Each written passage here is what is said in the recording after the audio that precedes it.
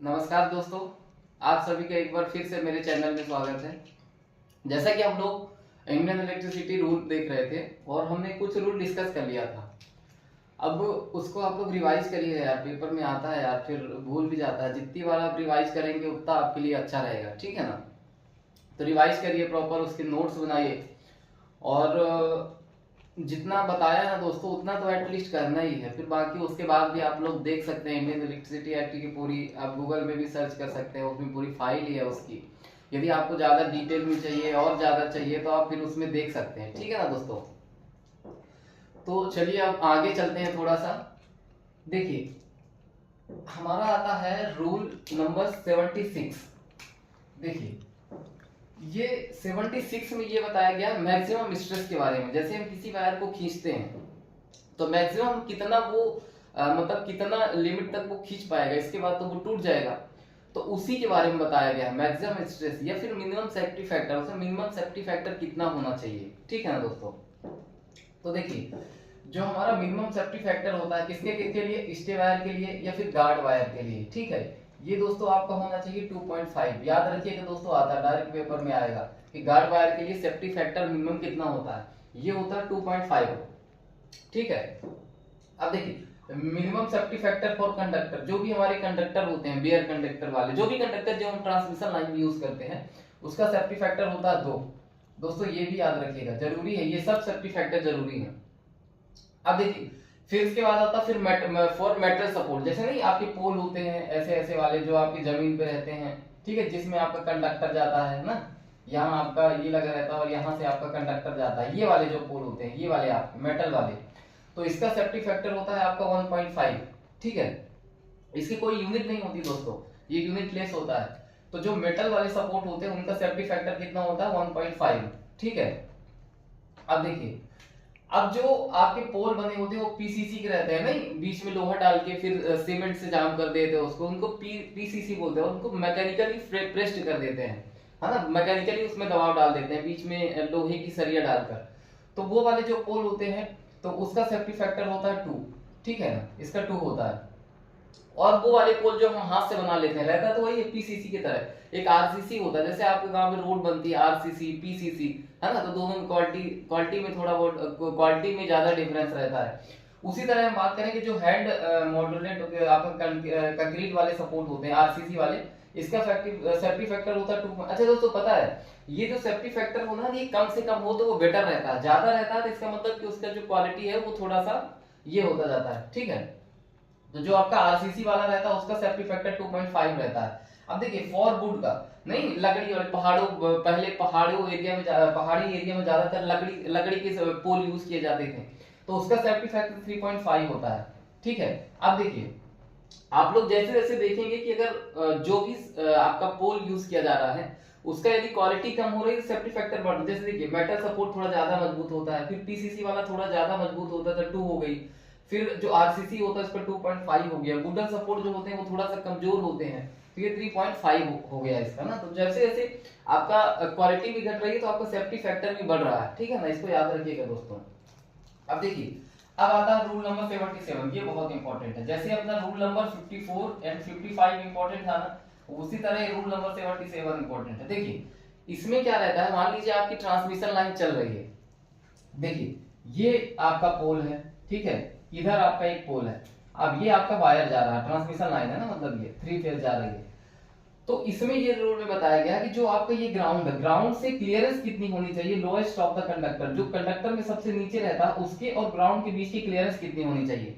तो rule number 77 में clearance बताई गई है ग्राउंड के बीच में, और जो आपका 3 फेस जा रही है उसमें सबसे नीचे वाला जो कंडक्टर रहता है उसके बीच की क्लियरेंस कितनी होनी चाहिए, इसके बारे में आपके रूल नंबर 77 बताया गया। देखिए क्लियरेंस एवं ग्राउंड ऑफ लोएस्ट कंडक्टर, है ना, लोएस्ट कंडक्टर से ग्राउंड के बीच की क्लियरेंस कितनी होनी चाहिए। देखिए for overhead line and service line across the street, देखिए एक होता है अक्रॉस द स्ट्रीट और एक होता है अलोंग द स्ट्रीट। देखिए जैसे मान लीजिए कि ये आपकी रोड है, ये आपकी रोड है ना, जहां से आप लोग जाते हैं ये आपकी रोड है। अगर मान लीजिए कोई सपोर्ट एक यहाँ पे लगा हुआ है, एक पोल आपका यहाँ पे लगा हुआ है, तो ये आपकी ट्रांसमिशन लाइन ऐसे जा रही है, तो ये देखिए ये क्या कर रही है, अक्रॉस के जा रही है ना, मतलब कि रोड को क्रॉस करके जा रही है इस साइड, तो इसको बोलते हैं क्रॉस द रोड, है ना। तो अक्रॉस द स्ट्रीट या अक्रॉस द रोड है ना, गली के अक्रॉस में जा रही है पार होके। तो देखिए यदि जो आपकी लाइन है वो रोड को या स्ट्रीट को पार करके जा रही है अक्रॉस द स्ट्रीट, तो उसमें लो और मीडियम वोल्टेज की जो ट्रांसमिशन लाइन होती है या फिर जो भी लाइन होती है उसका जो होता है डिस्टेंस जो होना चाहिए मिनिमम ग्राउंड से लोएस्ट कंडक्टर के बीच का, वो 5.8 मीटर होना चाहिए दोस्तों। बहुत इंपॉर्टेंट है, आप लोग इसको याद ही रखिएगा, कैसे भी करके रखिएगा लेकिन रखिएगा। 5.8 मीटर होता है लो एंड मीडियम वोल्टेज के लिए। अगर आपका हाई वोल्टेज है तो वहां पे आपका हो जाता है 6.1 मीटर। ठीक है ना दोस्तों, 6.1 मीटर। तो याद रखिए दोस्तों, ये आता है पेपर में, है ना, ये बहुत ज्यादा आता है। अब देखिए एक along the street, along the street का मतलब कि जैसे ये मान लीजिए आपकी रोड है। अब देखिए रोड में मान लीजिए ये आपके पोल गड़े, इधर ऐसे बगल से इसके ट्रांसमिशन जा रही है इसके साथ में, है ना, अलोंग द स्ट्रीट मतलब किसके पैरेलल जा रही है या फिर इधर जा रही होगी, तो रोड के एकदम पैरेलल में जा रही है, उसको बोलते हैं अलोंग द स्ट्रीट। तो देखिए यदि अलोंग द स्ट्रीट है ना, तो फिर से वही बात, लो एंड मीडियम वोल्टेज के लिए आपका चलेगा 5.5 मीटर। ठीक है ना। अब वहां पे यदि आपका हाई वोल्टेज आ गया तो 5.8 मीटर, इतना डिस्टेंस होना चाहिए ग्राउंड से और जो लोएस्ट कंडक्टर है। ठीक है। अब देखिए ये आप हमने तो बात कर ली कि अलोंग द स्ट्रीट और क्या बोलते हैं अक्रॉस द स्ट्रीट कितनी रहना चाहिए मिनिमम। यदि इन दोनों के अलावा भी तो जाती है ना ट्रांसमिशन लाइन, तो यदि इनके अलावा other than across and along the line, मतलब अगर इन दोनों को छोड़ के जहां कहीं भी लाइन जाती है, तो यदि आपका हाई वोल्टेज की लाइन है तो आपका 5.2 मीटर आपको क्लियरेंस देना पड़ेगा। ठीक है ना। यदि मान लीजिए for extra high voltage line है तो 5.2 मीटर तो है, लेकिन जैसे ही आप 33 केवी और लाइन में ऐड करेंगे तो इसमें 5.2 में 0.3 मीटर और 5.2 में 0.3 मीटर और ऐड करना पड़ेगा, है ना। तो for extra high voltage line के लिए 5.2 तो रहता है प्लस 0.3 मीटर आप ऐड कर देंगे फॉर एवरी 30 केवी लाइन। यदि लाइन में 30 केवी वोल्टेज 33 केवी वोल्टेज और ऐड होता है तो आपको 0.3 मीटर और ऐड कर देना है ना। तो ऐसा करके आ जाता है, लेकिन ये दोनों तो ज्यादा इंपॉर्टेंट है, ये वाले अक्रॉस द और अलोंग द स्ट्रीट वाला। ठीक है ना दोस्तों, इसको याद रखिएगा। चलिए थोड़ा सा अपन और आगे चलते हैं। देखिए फिर आता है आपका रूल नंबर 78। 77 तो हो गया, अब आता है रूल नंबर 78। देखिए ये 78 क्या बताता है, जो आपका कंडक्टर, जैसे अपनी जो इलेक्ट्रिक ट्रेन जाती है ना, तो उनका जो पेंटोग्राफ होता है, तो पेंटोग्राफ जहां पे टच होता है वो कंडक्टर होता है, कंडक्टर के ऊपर ट्रॉली वायर होता है, तो कंडक्टर और ट्रॉली वायर के बीच का जो डिस्टेंस रहता है उसके बारे में रूल नंबर 78 में बताया गया है ना। देखिए clearance between conductor and trolley wire और कंडक्टर के बीच में कितना क्लियरेंस होना चाहिए ये बताया गया है। देखिए यदि आपके पास लो एंड मीडियम वोल्टेज की लाइन है तो आपको 1.2 मीटर के कितना 1.2 मीटर क्लियरेंस रखना ही पड़ेगा, और वहां पे यदि हाई वोल्टेज लाइन है अप टू 11 केवी तो 1.8 मीटर रखना पड़ेगा इसके बीच का क्लियरेंस। यदि हाई वोल्टेज लाइन है अबव 11 केवी तो 2.5 मीटर होना चाहिए। ठीक है ना। तो एक्स्ट्रा हाई वोल्टेज लाइन है यदि 33 केवी ज्यादा है तो आपका 3 मीटर का जो क्लियरेंस है रखना पड़ेगा कंडक्टर और ट्रॉली वायर के बीच में। तो ये वाला चीज भी आप लोग समझ पाए होंगे। ठीक है ना दोस्तों। अब चलते हैं अपन रूल नंबर 79 में। 78 हो गया, अब चलते हैं 79 में। देखिए 79 में क्या है कि जैसे कई बार आप देखते होंगे कि ट्रांसमिशन लाइन जो होती है ना, तो आपके घर के ऊपर से भी निकलती है, घर के साइड से भी निकलती है। ठीक है। तो यदि घर के ऊपर से आपके नहीं, कई जगह तो एकदम घरों के ऊपर से लाइन जाती है, तो आपके घर और उस कंडक्टर के बीच की वर्टिकल में जो डिस्टेंस होती है ना, उसके बारे में बताया गया रूल नंबर 79 में।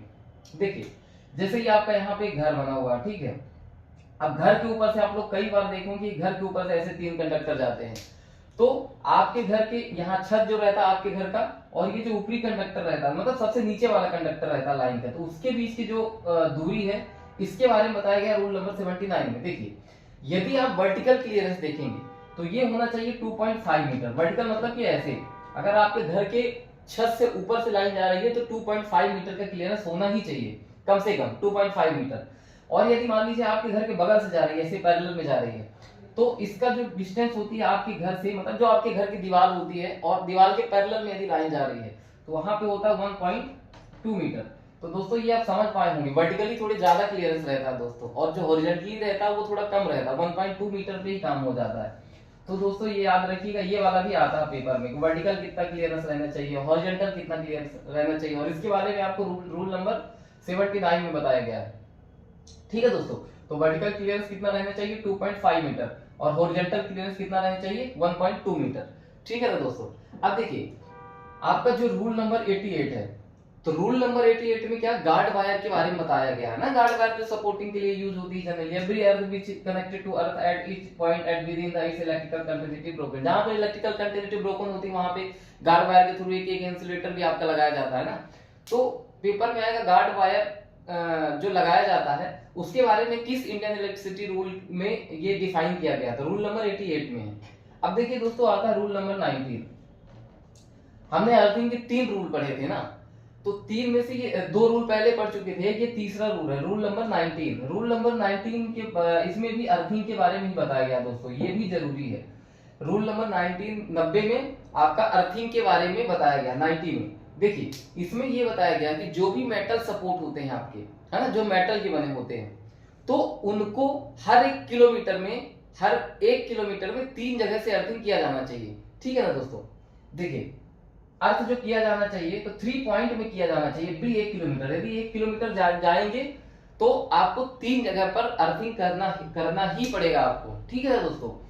तो ये रहे आपके जो मोस्ट रूल है जिन्हें हमें पढ़ के जाना चाहिए पेपर में। ठीक है, तो वो सारे कवर हो गए। तो आप सभी जो अपनी 3 क्लासेस है ना, भले वो छोटी छोटी क्लासेस दोस्तों, छोटी क्लासेस इसलिए होती है कि छोटा सा डाटा रहता है, उसको हम लोग जल्दी से कैप्चर कर पाते हैं।